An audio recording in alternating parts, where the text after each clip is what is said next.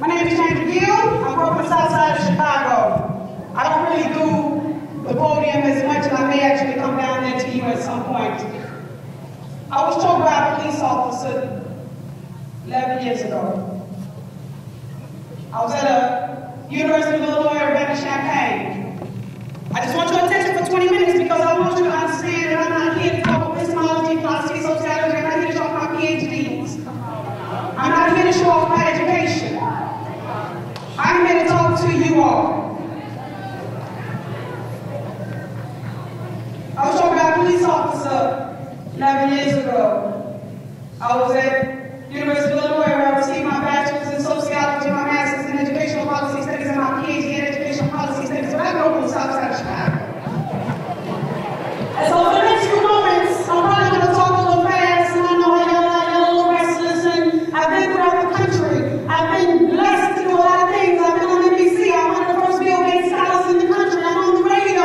Yes, I have a PhD, but I'm going to be real with y'all because we in some trouble. It's trouble. So for the next few moments, I'm just going to talk to you all.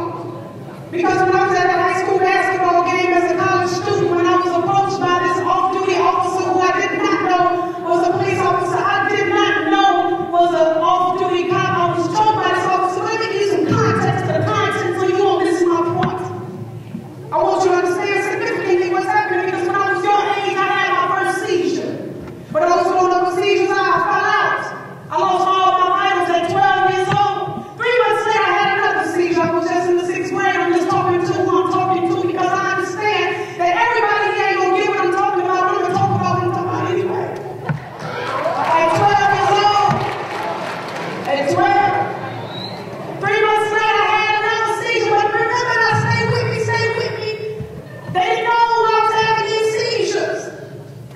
So I went to the hospital at 13, just in December that year, I turned 13 in January, and they started to run tests on me because they wanted to try to configure and figure out what was happening with me. Well, when they were trying to figure out what was happening with me, they also found a tumor on my brain, and that was an incidental finding. They said that it had nothing to do with my epilepsy. So at 13 years old, I was diagnosed having a tumor at the base of my brain and epileptic. I'm coming real today. I ain't here to play no games. See, because at the end of the day, while we IPOD, TPD, and GBs, and little PhD, I'm going to holler at y'all today. I ain't playing. Because I want you to understand that this day is significant. This day is important. Because see, the theme of today, for those who care to hear, is something is happening. Something is happening. Something is happening. When I later found out why I was having seizures, I took medicine for 20 years of my life, 6 pills a day. See, that's significant because, literally, why at the high school basketball game, and then I was really cop didn't know why, what he was doing and why he choked me, but he choked me into a seizure. I was hospitalized. I was in graduate school at the time. And while in graduate school, I was mentoring students just like you, beautiful, intelligent, wonderful, ready to go on with their life. I was put in a hospital. And this story is important because hours later, just hours later, the police department came to my bedside with my pastor there and he said, you are under arrest. The police department was saying then at that time, Mr. Meeks, that I was under arrest, and the police officer who had choked me was now saying that I choked him. He was now saying that he was scared for his life, and so I was arrested from the hospital for mob action. The next day, standing in court, in bond hearing before a teleprompter, I was charged no longer with mob action, but with aggravated battery, with class 3 felony. Police officers suggested and stated and said that he was scared for his life that night. That happened January 25th, arrested January 25th, charged January 26th. My birthday is January 30th. I was indicted on my birthday. I'm coming today for the next few moments to talk to you about what that book, my book, talks about. And that's Champions Break Chains. I'm coming to talk to you all in Rockford about Champions breaking chains. I'm coming here because I understand, like you, beautiful, intelligent students, no matter where I go in the country, and I've been a lot of places in this world, there's somebody out for your mind. If you're not using your mind, somebody else has it. I'm coming to talk to Martha today. And I get it. I'm no longer in the business of trying to sell my ideas, because there's going to be some people that you see by right now that's going to be trying to crack jokes, trying to talk loud. I'm not in the business of trying to sell my ideas, because I've been where you are and you're trying to get where I've been. I'm not here to do that. For those who want to hear me, for those who want to go to college, for those who want to be a Bill Gates scholar, for those who got a cure for AIDS and a cure for cancer, I'm here to talk to you for the next few minutes about how to break chains. Because see, I get it. I get the reality shows, I get the housewives. But like I tell people all the time, I don't know wives that act like that. The stuff you see on TV, I tell you I'm real, I'm cool. You can holler at me afterwards, but I can talk to you all that. The wives you see on TV, wives don't act like that. Wives take care of the house, they don't destroy the house. Wives raise their kids, they don't act like kids. Wives take care of their husbands, they don't have other husbands around them. So the housewives that you're looking at is not the kind of wife you need to be trying to be sisters. I'm coming to talk to you all today, because I want you to know that champions really break chains. When I walked into the school today, there was something that said something about being respectful and being responsible and being ready. And so, since I found myself through God's grace always ready, I'm going to talk to you about what you should be talking about, and I'm off the stage. Be respectful. What does that mean? See, I'll give you some of my story, but see, if you read my bio and you pick me up on YouTube and you see my website, I can do some big things. Praise the Lord. But see, when I was literally in high school, my next door neighbor got 66 years in jail. He's still dead now. So when I talk about being responsible, I'm talking to the students here that understand that at any given moment, something can happen to you. Being responsible is knowing that I don't care what you say about what you say. Everybody on Facebook ain't your friend. There are three letters at the end of friend, E-N-D, and if you ain't careful, your friend will be your end. Be careful. Tweet that. Be responsible. Don't spend so much time on Instagram and you don't know the difference between a gram and a kilogram. Hello. Be responsible. Know that it is your life that you have to live. I was telling the brother, and I thank the county and the Teachers Association for bringing me here. I was telling the brother the other day on the phone, it's interesting to me how in America we're so caught up on philosophy and ideology. Who's Democratic, who's Republican, who's black and who's white. Right now, China built a 30-story building in 15 days and we can't build our grades. Be responsible. There's a world out there. America is behind the world. We're 24th and 25th in math, and in science almost 30th. We're losing the battle academically because we have failed to understand that it ain't about you liking math, it's about you liking success and knowing that math is just a means to get there. Say it again. Say it again. Some teacher want me to repeat that. You don't have to like 12, 24, 36, 26, 27, 24, 96, 21, 22, 44. You don't have to like it. You ain't got to like it. Don't be like, oh, she's smart. No, it's just a 12. I studied. That's all. You don't have to like 13, 26, 39, 52, 65, 78, 91, 104, 117, 131, 43, 1. You talk to you like, yo, you ain't got to like it. What you need to like is success. I'm talking to you all about being responsible. Being responsible for your life. When I was choked by that police officer, I didn't know what was coming next. But I knew I was responsible for my destiny. I need you all to be responsible. Some of you all right here today don't have the grades that you're supposed to have. And it ain't about you not liking the subject. It's about you being responsible. It's about young ladies that like to be real. If you're spending more time talking about boys than you are books, it's some problems. Being responsible. And it don't even real, because some of y'all, I'm talking to my sisters in here, some of y'all fight over boys that don't even like you. You're going to fight your friend who you've been grade school with.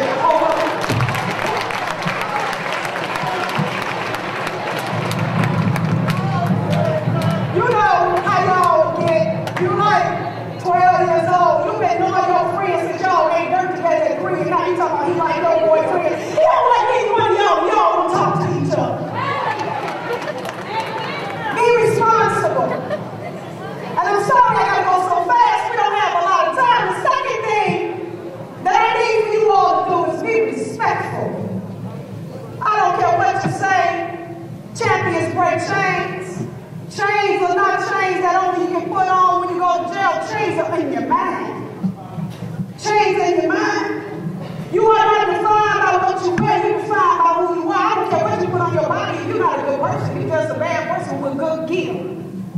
I don't care what you put on. If your heart ain't right, be respectful. I'm not coming here today to make friends. I got enough of those.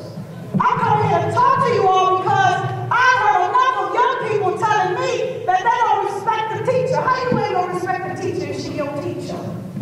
How you not gonna respect grown people? I'm here to talk to somebody about not where you are, but where you need to be. How you not gonna respect people? Well, Dr. Gill, I don't respect nobody that don't respect me. Well, let me help you to understand something. There's gonna be a lot of people that don't necessarily respect you. But when you respect yourself, you understand respect ain't got nothing to do with what everybody else is doing. You got something to do with how you feel about yourself. So no matter what people say about you, when you respect and love yourself enough to know who you really are, nothing that nobody say defines you. You define yourself. Respect yourself. So when it's respecting yourself so bad, you matters. Watch what you put on. People say, well, Dr. Gill, you got to talk to these young men about pulling their pants up. And I tell people all the time, literally, I'm not here to tell you how to dress. I'm here to help you change the way you think, because if you change the way you think, you'll change the way you dress. I'm here to talk to you about who you really are. I'm here to tell you a little bit more contextually about Dr. King, respecting his legacy. Many people don't even know that he was assassinated this day. Some people don't even never know, which is why I want to show that clip, that he was stabbed. But he was respectful of humanity. I'm coming by today to end on the thing that y'all got in the hallway. And that's to be ready. Right now, in America, right now, in this country, we lag, as I said, the world educational.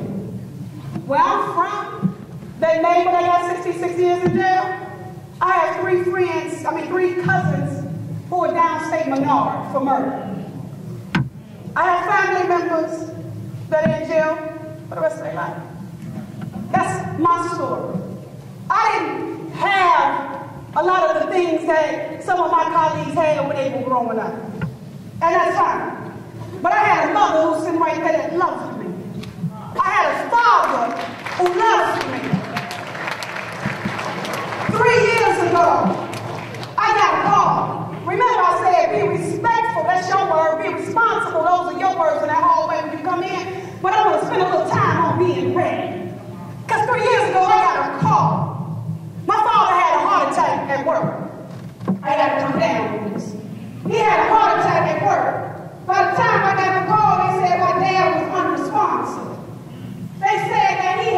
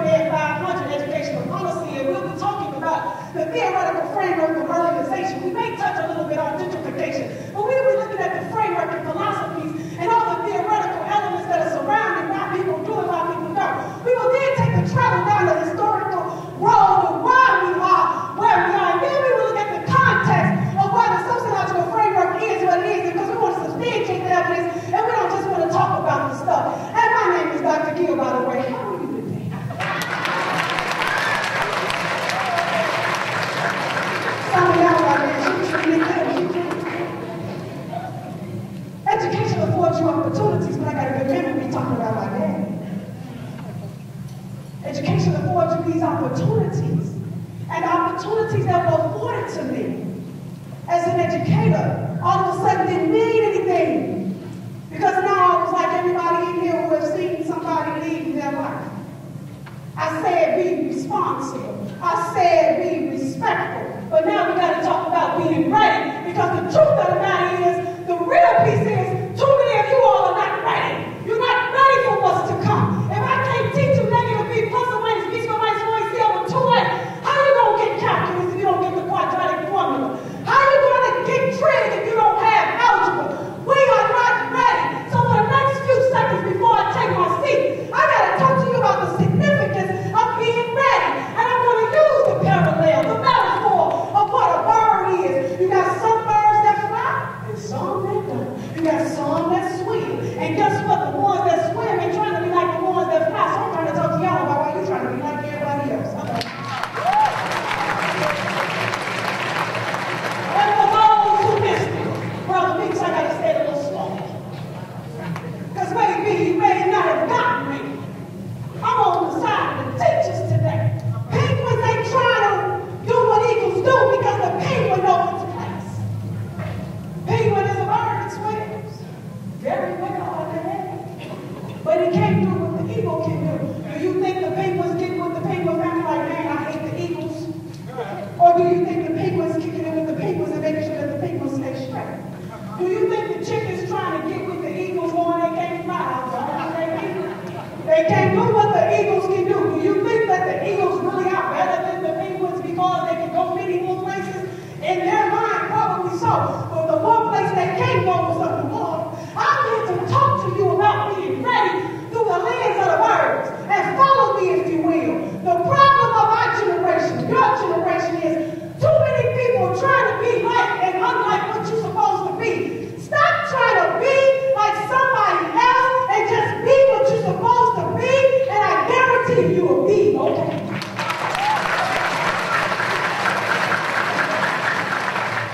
The people in here, in this room, have the cure for cancer.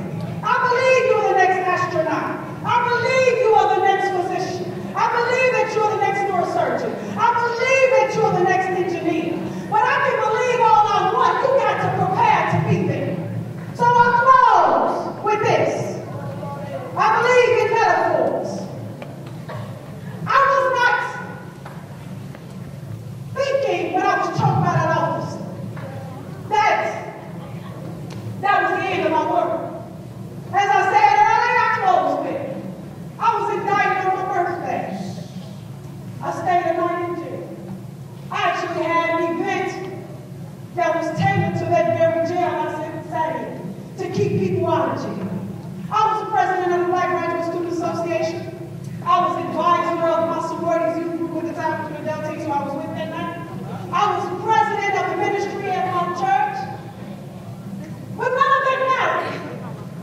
I'm here to tell you today, the reason why when you come into this school, you need to be respectful and look at what the principal is putting for you. You need to be responsible. The reason why you need to be ready is because at any given moment, like you can find yourself in a predicament. And if your reputation and your character does not speak to you getting out, you will forever stay in. Somebody in here needs to know that I don't care if your father's locked up. You don't need to be locked up in your mouth. Somebody in here needs to understand. I don't care what you get through. I care about where you go. And as I heard before, I don't care how far you're down, because if you can look up, you can get up. I'm here. Champions.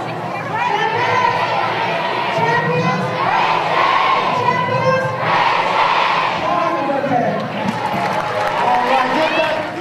Phenomenal Woman by Maya Angelou. Pretty women wonder where my secret lies. I'm not cute or built to suit a fashion model size. But when I start to tell them, they think I'm telling lies.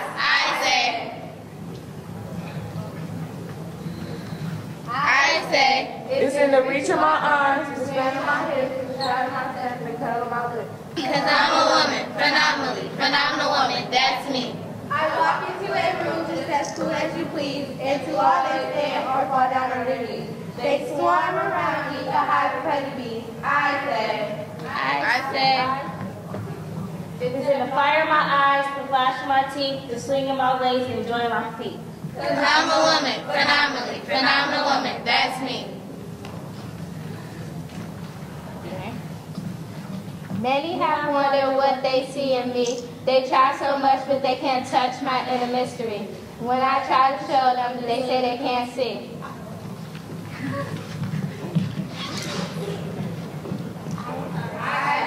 It's in there, I show my back, the sun on my smile, and the grace on my side.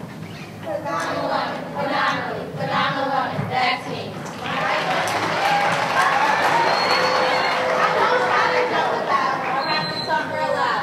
When you see me passing, It ought to make you proud. I say, it's in the click of my heels, the bend of my hair, the palm of my hand, the need of my care. Because I'm a woman, phenomenally, phenomenal woman, that's me.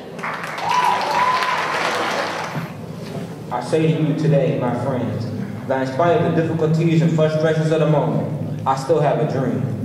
It is a dream deeply rooted in the American dream. I have a dream that one day this nation will rise up and live out the true meaning of this creed. We hold these truths to be self-evident that all men are created equal. I have a dream that one day on the red hills of Georgia, the sons of former slaves and the sons of former slave owners will be able to sit at the table of brotherhood. I have a dream that my four little children will one day live in a nation where they'll not be judged by the color of their skin or by the content of their character. President Obama said, while I breathe, I will hope. For as long as you live, you can always be home for you and mom. Hope is as simple as breathing. You know that you can feel.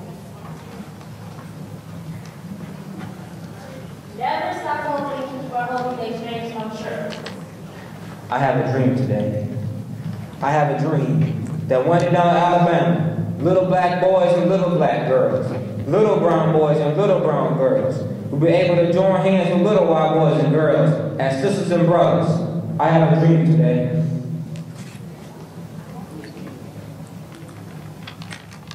Don't be afraid to stand out. Your past doesn't determine who you could be and what you could do. They say black and white are shades, not colors, so why is there a problem? Color doesn't matter. A person is a person. We all should be equal. go, John, go, go. Friendship isn't based on color, but the personality that you carry.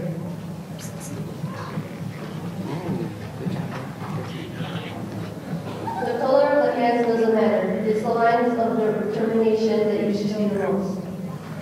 But President Obama thinks Change will not come. Change will not come if we wait for some other person or if we wait for some other time. We are the ones we've been waiting for. We are the change that we seek. Change is not repeating, so let's not fall back into the past. In order for change to come, we must first be willing to accept it. Let us be change. With this faith, we'll be able to work together, to pray together, to struggle together, to go to jail together, to stand up for freedom together, knowing that we'll be free one day. This will be the name of all of God's children who've been able to sing with new meaning. My country, 'tis of thee, sweet land of liberty, of thee I sing. Land where my fathers died, land of the pilgrim's pride. From every mountain side let freedom ring. and our president said, There is not a liberal America and a conservative America. There is a United States of America. There is not a black America and a white America, and Latino America and Asian America. There's the United States of America. No matter the place, we're always be at heart. hey, Andy, that's not my turn. Go.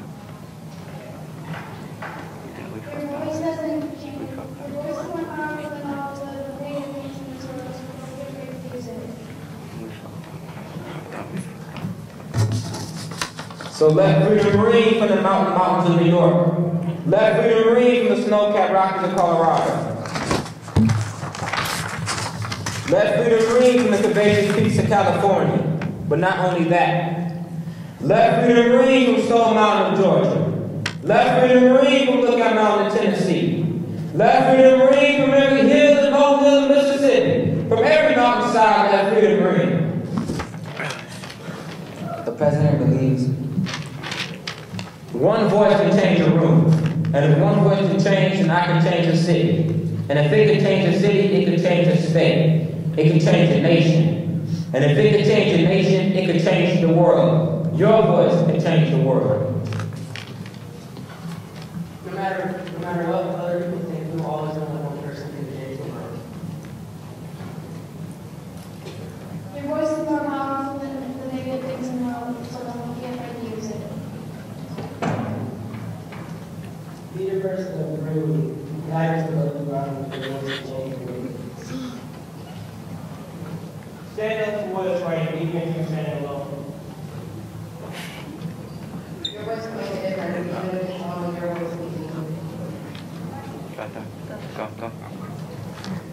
When we let freedom ring, when we let it ring from every village and every hamlet, from every state and every city, we will be able to speak up that name of all of God's children, black men and white men, Jews and Gentiles, Catholics and Protestants. President Obama has the spirit of yes we can, yes we can, yes we can, yes we can. Yes we can. See, say, brother. Yes we can. See, say, brother. Yes we can. See, say, brother. We'll be able to join hands and sing the words of the old Negro spiritual.